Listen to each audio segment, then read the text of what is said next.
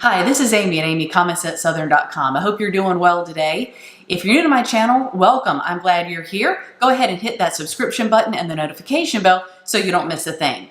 I'm very excited to bring you today's video. I've been waiting to do this for a long time, and it's making one of the things that in my non-YouTube life I get the most requests for how to make. So I thought I would go ahead and do this recipe for my good friends that have asked me about how to make paella.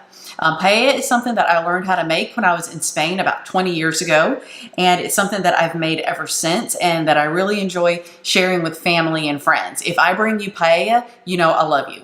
So there are a couple of things I want to show you before we get started. The first is the kind of pan that you make this in, which is where the dish paella gets its name. But if you don't have one of these, don't stress about it. You don't need one. So this is a paellera. I picked this up at Sur La Table. You can get these at a lot of cooking stores, and it has the little red handles, and this is carbon steel. And this is a great pan for making your paella. You want a completely flat bottom, and those slanted sides are semi-important. There are some people who are paella aficionados that this is a big deal having this kind of pan. But if you don't have that, don't sweat it. I have made my paella many times in a pan like this. This is my all-clad pan. It's just a high-sided skillet. It has a thick bottom for even distribution, and it comes with a lid.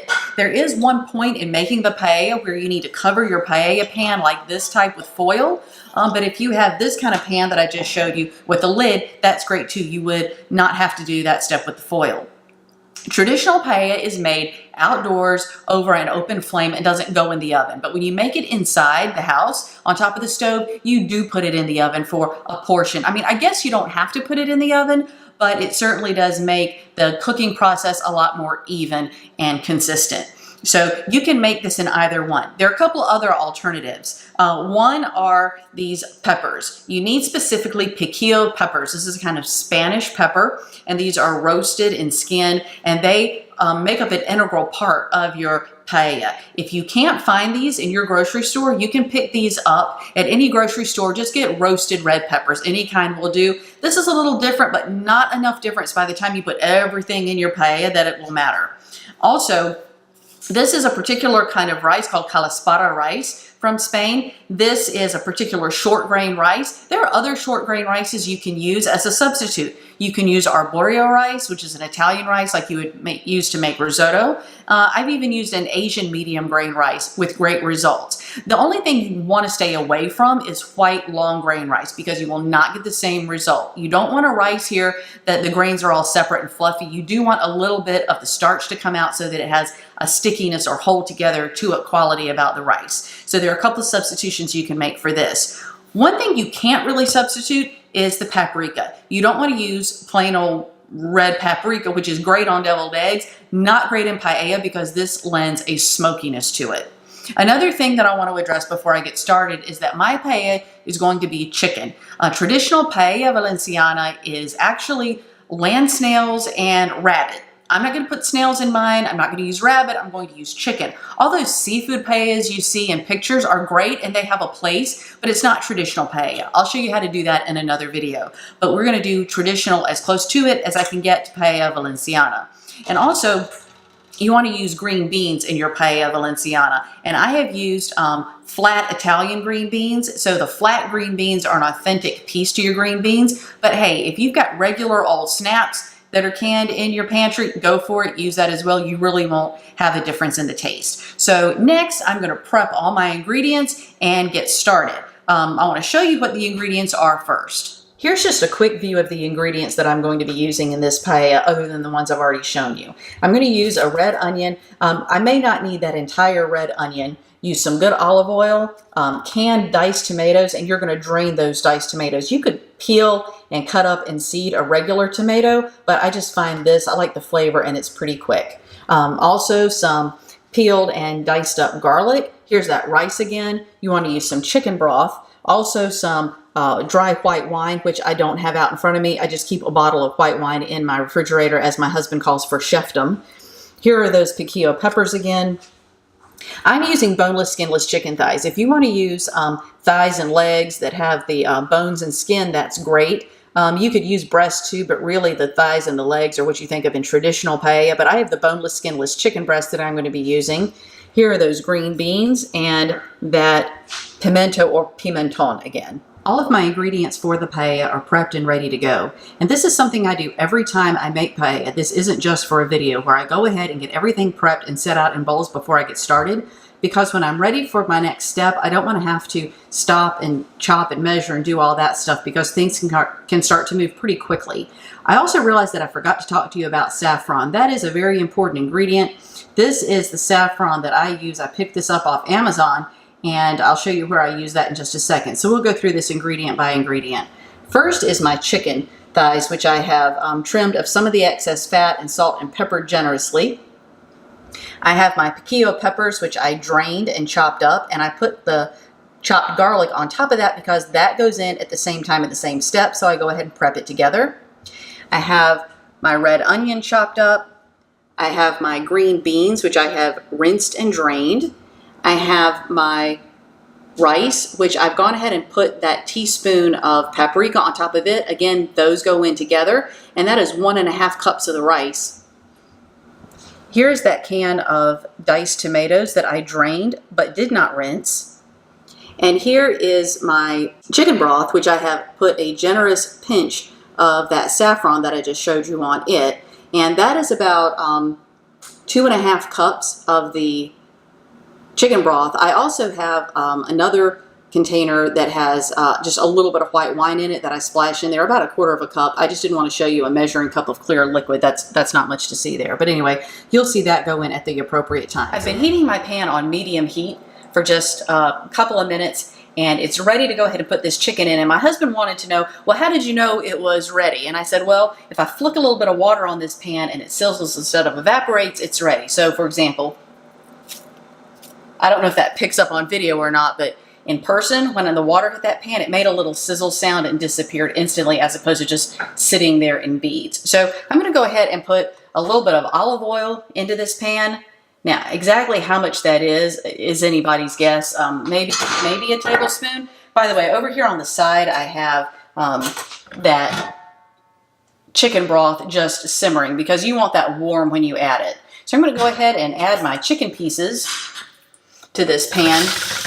Now, it's a whole other video I could make, but the key to this not sticking is have the pan hot when you put the oil in, and don't be trying to move this chicken around constantly before it's ready, because this is not stir fry, so there's no need for that. So we're just going to let this sit here for about 5 minutes. If you're afraid of forgetting, just go ahead and set yourself a timer and check it in 5 minutes. Okay, so it's been about 6 minutes, and this chicken is ready to flip. And when you're cooking with a pan like this, do not freak out when the chicken sticks immediately. So if you first put this chicken in and then you tried to flip it and move it around, it would be stuck and you would freak out and go, oh my gosh, the chicken's stuck. Don't do that. This chicken will release from the pan when it is ready to be flipped. So I've already checked this chicken and it's all coming up easily. And you can see it's starting to get some nice golden bits on it. So I'm going to go ahead and flip the rest of this chicken, let it cook about 5 or 6 minutes more, and I'll be right back with you. So this chicken is ready to be taken off. I'm going to put it onto another plate and cover it with foil while I finish cooking everything else. Keep in mind that this chicken is going to get another turn in the oven, so it doesn't have to be cooked to death. Next, I'm going to go in and add all that chopped onion and stir that around to combine. Make sure you get all of that onion mixed in with the oil in the pan. And also, I want to say a word about this stuff that's stuck. Your pan is not ruined. This is not the end of everything. That's where the flavor is. That's what you want to be happening. As these onions start to sweat out a little bit in the pan, that liquid that comes out of the onions is going to start pulling that up off of the bottom of the pan into the finished dish. So you want that. Kind of pile that onion in the center, flatten it out, and let that sit for a couple of minutes. I added a little bit of salt to these onions to make them sweat out a little bit. And so now I'm ready to add all of my tomatoes that I rinsed and drained. And again, every time I add something liquid to this pan, that's going to help with what's going on with the bottom of the pan. Again, that is not burnt right there. The liquid coming out of the tomatoes and the onions is going to, in a sense, deglaze the pan. So notice that I'm not having to do any scraping, but that color is coming up. That is flavor. That's not burnt. And that's one thing you will not achieve with a nonstick pan is this kind of flavor. I'm sure there is a French term for this or some cooking term for this. I just don't know it. I call it magic. If somebody knows the actual term, put it in the comments below. The process of putting together the onions, the tomatoes, and then the pepper, and the piquillo peppers and the garlic that I am putting together right now, this is creating the sofrito, or the foundation of this dish. Again, I'm going to revisit the bottom of my pan. Look how everything is coming up now that we've added some ingredients with liquid. So one reason why I wanted to show you this little bit of the process in detail is to let you know that that is perfectly normal and it's exactly what you want. Now it's almost all been picked up from the bottom of the pan. So I'm going to let these tomatoes work a little bit more, and then I'll move on to the next step. I've let the tomatoes go a little bit longer, and now I'm adding my garlic and my chopped up piquillo peppers. And the one reason why I don't add the garlic in with the onion like some recipes say to do is because I don't want that garlic to burn. There is one thing that I just do not like, and that is the smell of burnt garlic in my kitchen. Nobody likes that. So I'm just going to let these stir around and work for a couple of minutes more. I've let my peppers and onions and garlic and tomatoes work for a little bit while longer, to where some of that water has evaporated out of it. Let some of the liquid evaporate some. And now I'm ready to add my rice. So this is the rice with a little bit of that paprika. I have 1 teaspoon, but that's up to you how much you want to use. You just want to use some because the flavor there is really important. I also want to add here that some people use chorizo, and make sure we're talking about Spanish pork chorizo. That's a cured sausage, not a Mexican chorizo that's a fresh sausage. But some people add that, and that's perfectly fine too. I just feel like it imparts a lot of oil, so I don't all the time, but I have before. So what I'm trying to do now is get all of this rice incorporated in all of the sofrito and paprika. Here's that 1/4 cup of white wine that I did not show you earlier. Actually, it's somewhere between 1/4 and 1/2. I'll go ahead and put that in and stir well. And this is paella, not a risotto. So we do add all of the liquid chicken broth with the saffron in it at one time. Okay, just when that starts to sizzle again and heat back up, I'm going to add my chicken broth with the saffron. You can see that the saffron has steeped in there and dyed that chicken broth more yellow than it was. Now I like to go back and swirl a little bit so I don't leave any saffron in there.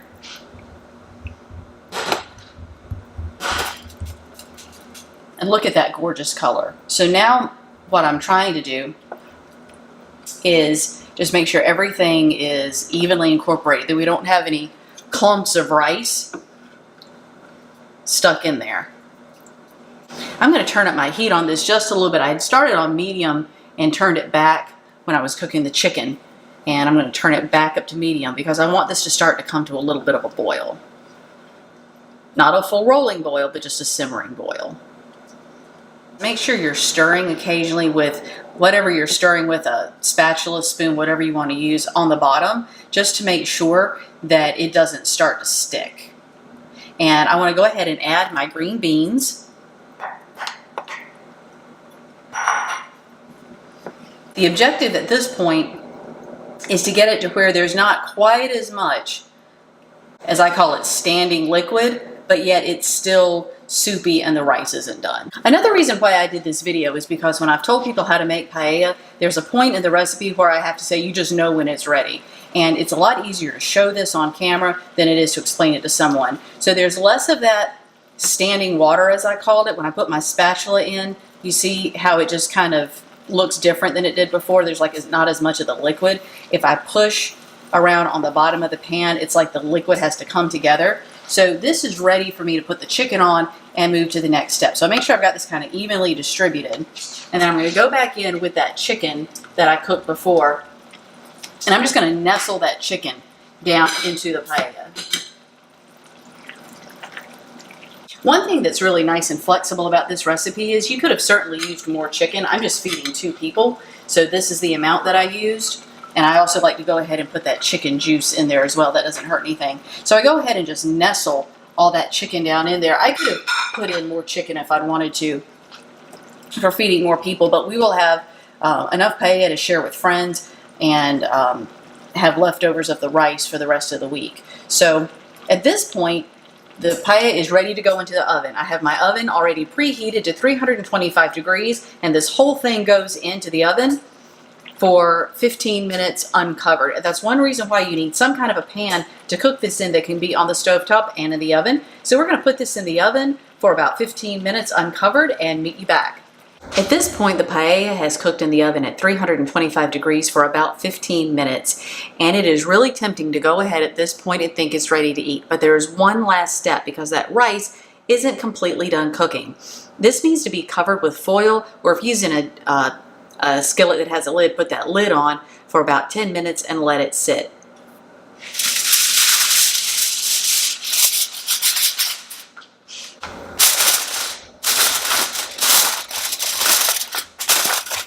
This is the finished paella, and what you're looking for is there's kind of has formed a crust a little bit around the edge. I'm going to taste this and just make sure that the rice is done and that the seasoning is right.